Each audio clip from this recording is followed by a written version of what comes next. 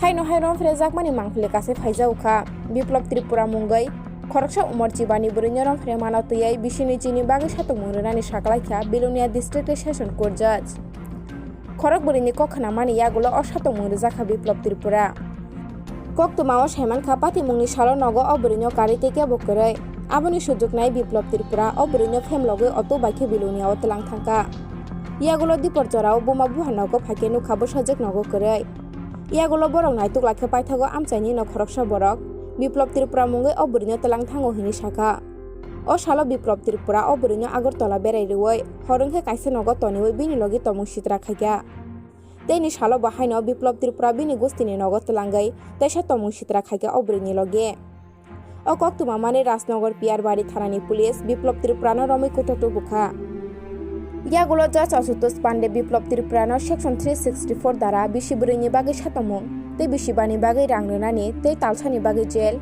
abono karibo 376 dara bisi chini bagi jail te 7000 rangrenani satomung rujaka pesco ain 4 dara bisini chini bagi satomung te 15000 rangrenani te talthamni bagi satomung bo saklaijaka joto satomung waisa baino ongnai hini saka special pp Prabhat Chandra Dotto special pp South Tripura district Bilonia অদ্য 24/8/2022 টান আমাদের special জাজ south Tripura Shri Ashutosh Pandey বিবাদী বিপ্লব ত্রিপুরার বিরুদ্ধে একটি মামলা প্রমাণ হওয়ায় রায় ঘোষণা করেছেন। ঘটনা হলো গত 13/5/2018 টান পিয়ারবাড়ি থানার অধীনে আনন্দপুর নামক গ্রামে শ্রী অনিল ত্রিপুরা পিয়ারবাড়ি থানায় একটা মামলা দায়ের করে। মামলার বিষয় হলো গত 13/5/2018 টান দুপুর সকাল 9টার সময় নাবালিকা মেয়ের মা এবং বাবা কাজের উদ্দেশ্যে তাদের এক আত্মীয় বাড়িতে যায়। এই সুযোগে বিবাদী বিপ্লব ত্রিপুরা দুপুর 12টার সময় তাদের বাড়িতে যায়। বাড়িতে গিয়া ওই নাবালিকাকে অপহরণ করে বিলোনিয়া নিয়ে আসে এবং বিলোনিয়া থেকে আগরতলা নিয়ে যায়। আগরতলা সে এক অটো ড্রাইভারের বাড়িতে ছিল রাত্রে থাকার পরে সেখানে তার সঙ্গে শারীরিক সম্পর্ক করে পরদিন সে বিলোনিয়াতে আবার চলে আসে ভাতকলা নামক স্থানে। সেখানেও দীপক ত্রিপুরার বাড়িতে থাকে। দীপক ত্রিপুরার বাড়িতেও মেয়ের সঙ্গে নাবালিকার সঙ্গে তার শারীরিক সম্পর্ক হয়। পুলিশ খবর পাইয়া তাদের দুজনকে থানাতে নিয়ে যায়।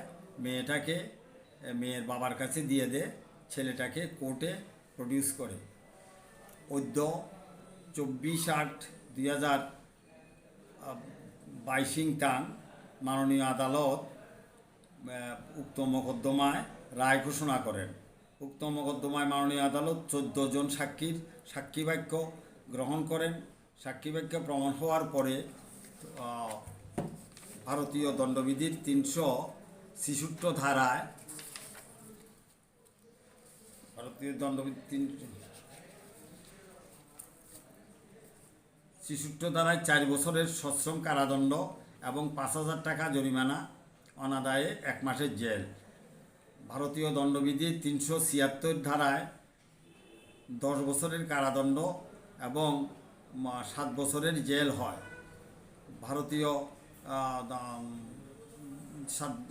5 বছরের জেল হয় এবং অনাদায়ে আরও 1 মাস।